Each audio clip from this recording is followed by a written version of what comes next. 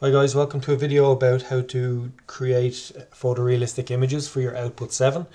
Here I have my alarm clock assembly. It's very basic, but I'll just go through a few techniques that I use for creating the photorealistic images. First and foremost, I would set up a PowerPoint slide in your portfolio, put a heading on it, output 7 photorealistic images, and you might put your exam number as well down the bottom right corner if you want. So we're going to be copying and pasting a number of images in here. How many will we use? That's entirely up to you. Try to get as many as possible. Communicate every detail, every aspect of your drawing, okay, of your model. So in SolidWorks, to get your Photo View 360 active, you have to click SolidWorks add-ins first, then turn on Photo View 360 over here, and then a little tab will open up, a new one called Render Tools. Click into Render Tools, go to Options, and what we'll do here is make sure you have a nice high resolution photo there. I always use a JPEG as the output format for the file that we'll save, and I'm going to go for, just for the purposes of demonstrating this quickly, I'm not going to go with maximum here. I'm just going to go with better for both of them, for quality, for preview render quality and the final render quality. I'll show you the difference between both of them soon. Okay, so there's other things we can do. We can mess around with lighting effects and stuff like that, but I'll just get the basics going here. First and foremost, I have a black, I have a grey, this kind of default grey background, so I'm going to do an image of this view here. So you're going to set your view here, and we're going to open up preview window.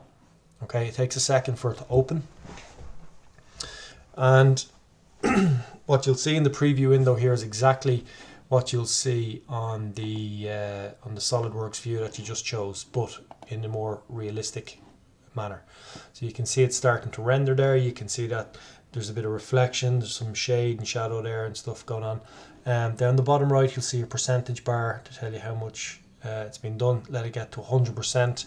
Then you go to save preview image, save it as a JPEG. I always call it render 1, render 2, etc. So I let that render there around 65%. Now this will be a kind of a wide photo, so I will be cropping off the sides of it.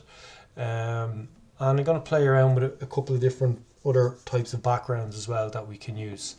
Okay, so it's a matte. I use the matte plastic there, so it's taking a little bit longer to render because of the kind of the dull effect. But also as well, if you have the shiny plastic, you're going to have a bit of time for the reflections and stuff of the shiny plastic to come through.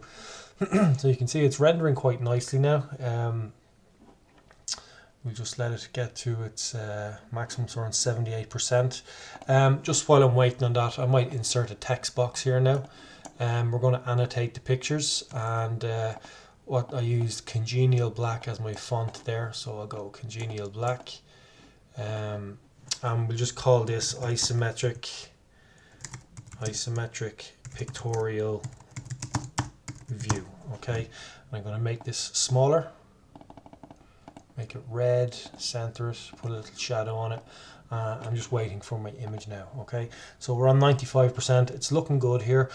You know, I would, you know, you don't have to use final render to do these images.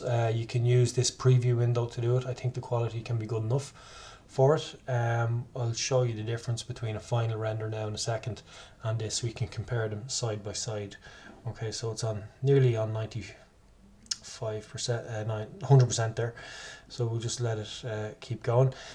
Final render will take a little bit longer to do, depending on the graphics card on your computer as well. You get different results, I presume.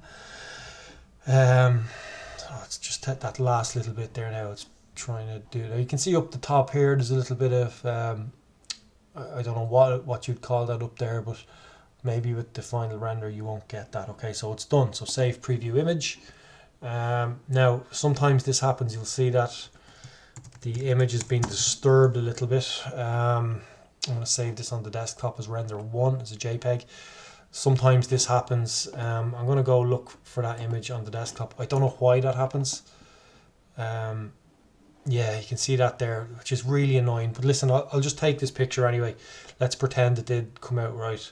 And just go copy why is that there? That's not meant to be there. So render one, right click, copy into the PowerPoint, right click, paste. So I want to chop off the edges there, or as we call it in Microsoft PowerPoint, crop. And there we go. Now we can resize that picture.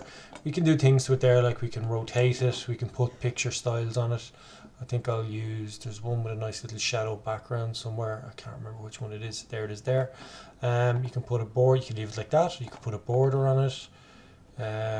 It's up to yourself entirely, okay? So you can put that there. You don't have to rotate it. But I will put the isometric annotation underneath it there, like so. And I'd probably group the two of them together by selecting them, right click and going to group. Now you can see it's a lot better there, but now what I'm going to do is a final render. In fact, I do want to get the 100% version of this here, because I would like to compare it with the final render. So the final render, if I just go back into the SolidWorks window while that's still working, final render is there. We've already set the option there to be better, so it should be the same quality. Well, it's almost the same quality, I suppose, as the preview window. So we'll actually compare it now. If you keep bouncing back and forth from SolidWorks, that's going to keep happening, right? So I'm just going to go straight for final render, and we'll see how it works out. So there we go. Now, actually, that's not taking too long, but it's very kind of low resolution there. No, it's not taking too long. So I'm going to zoom it in and we'll have a look at it. Once again, it's all dependent on your graphics card, how good it is. I don't have a great graphics card on my computer. The ones in school obviously do. So I'll just go with that there. So there's an image. So you can go save image. I'm just going to call that render 2. Save into the PowerPoint, insert picture from this device, desktop, render 2, insert. There we are. Crop the sides off it, like so. So it actually looks better than that one there. So, and if you increase it to maximum, you will get a really good you get a really good finish. Right, listen, that's that one done. So what I'll do here now is let's minimize that. I'm back in here. I'm going to go with a different thing now. I'm going to put a white background on it instead of the default background, okay? And what I'll do here is I'm going to turn off the floor shadow. So just maybe go in here, maybe edit the scene. Just make sure floor shadows is turned off, okay? What I'll do here is maybe a view that kind of gets, I don't know, the underside of it, which would be important as well. So I might just try that and see what happens. So you can see it there, it's a white background. In fact, what I'll do is I'll just do the final render of it and see how it goes. Now, the reason I want the white background is because I want to be able to crop away the background, so I'm just left with the outline of the image, which could be very handy. It might look good. It might be something you're after, maybe not. So there's the preview window there, but the actual render window is there. I'm just going to let it do its thing. As I said, if we go with a higher output of quality, it would look really well. You can see there the rendering isn't great, I suppose, and you can see how quick it's doing it. But just for the purposes of, you know, getting through this quickly, we'll go with that. So I'll call that render 3, save it on the desktop, minimize that, minimize that, minimize that. And another thing you can do is if you want to just grab the image and just drag it into PowerPoint, that works as well. Now I have a white background on it, which means if I just crop it up to there and there and there, I can actually take out that white background. So you can see the way it's sitting over an image there. So click on the image, go to color, set transparent color, and take out the white background. So that might be something you're after as well. Okay, so we'd obviously copy and paste them little text boxes rather than setting them up again. So whatever title you put on it, whatever, group it or whatever. Okay, now what else can we do? Well, maybe I want to zoom in on a particular area. Maybe I want to get the capture the numbers a little bit with a little bit of the detail on top with the kind of the speaker mesh. So I'll go final render for that. I'm going to zoom in on the rubber feet. You can zoom in on individual parts as well if you want. You could just open up a part and do the final render on it. I'm going to do an exploded view as well in a minute. You can do a render of an exploded view. I'm pretty sure I clicked final render there, but I don't see the final render going on, although it is in there. Oh, there it is, yeah. So it is working away. It's just hard to kind of find sometimes. I can't remember how to access it. It is there.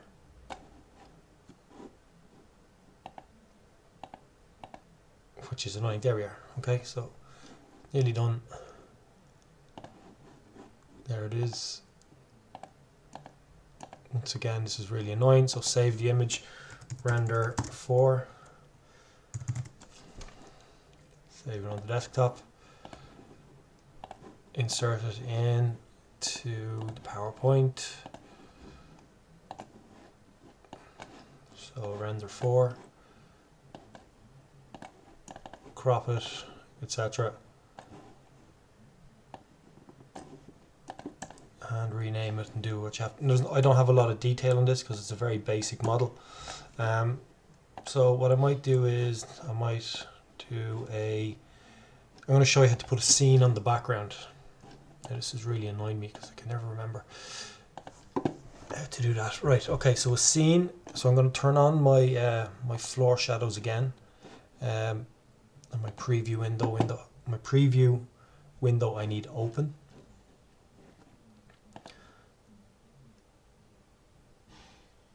So hurry up and work, please. So if I just go in here to the appearances, there's all these backgrounds that you can put in. Warm kitchen, all this kind of stuff that has specific lighting.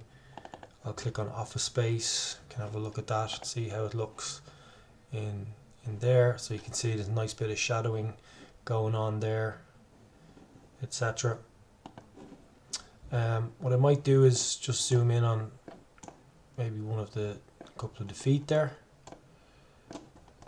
I don't know how that's going to look. It looks very black there, but you can see it's a lot better in the render. So you can see the rubber kind of detail and how it merges with it. So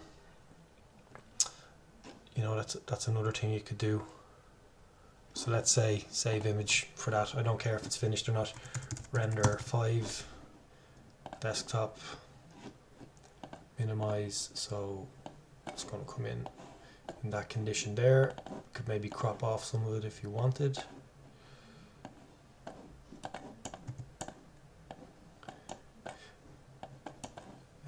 What else can we do? So yeah, if you want to get a good snapshot, see, I don't have anything going on in the back either, but these kind of scenes here, studio scenes, basic scenes, you have colors. I'll go with the green, stick the green on it, double click, see how it looks. Might look alright. That's nice as well. There's a good color contrast there, so I'll zoom that in, maybe do an isometric from the other side. So you can play around with that stuff, as I said. So there's another one. What else can we do? If you have shiny kind of materials, you can mess around with the lighting here. So it's been a while since I did this. Now if I right click here, edit primary lighting, how do we do this now? This is more to do with the environment. Basic, let me just come out of that for a second. Maybe it's in here.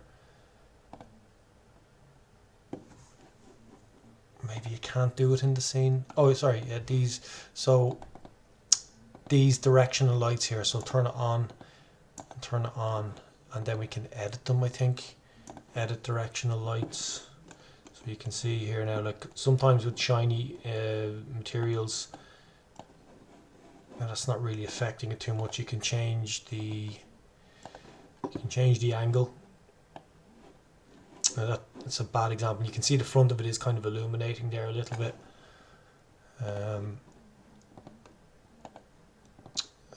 Let's see now, we want it off in SolidWorks, we want it edit all lights. Let's see, does that, yeah, so you can change them.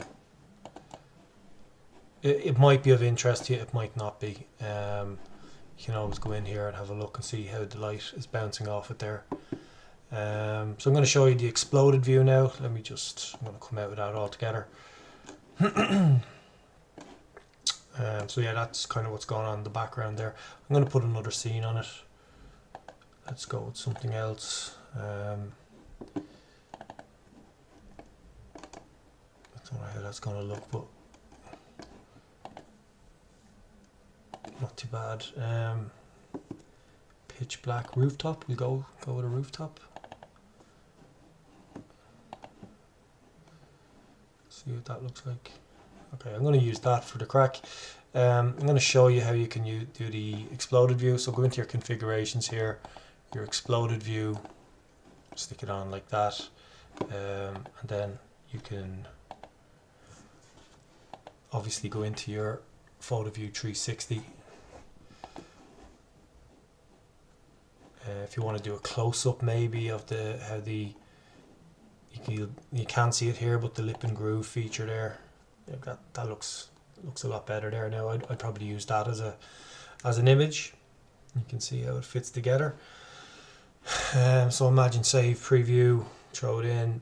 You might get another image, could be the direct kind of view of the actual speaker mesh if you wanted. There's another one. If you wanted an individual part, you could go into your let's see, one of the feet there. I'll just open it up.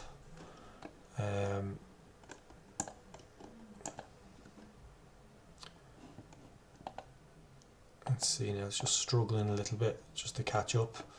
One of the rubber feet, if you wanted, you could get a close up of that. You can see the kind of texture on it. If you wanted the button, shall we say, just on its own. So just basically just experiment, try get as many pictures as you can, different, don't have the same type of picture, where it's just loads of different isometrics from different angles. Try zoom in on stuff, isolate stuff, show as much stuff as you can. There's a good image there of the button. You could pop that in and just put a little annotation under it, slide button, etc. Right, so listen, that's it. That's the basics of it. If you just go to town on it. Try get as many as you can, images as you can. Make a collage. Make it look well. Don't have too many images looking the same. Have the same formatting for your writing, and just make it look aesthetically pleasing. Okay, so I'm just going to leave it there. If you have any questions, you can obviously email me. Thanks, guys.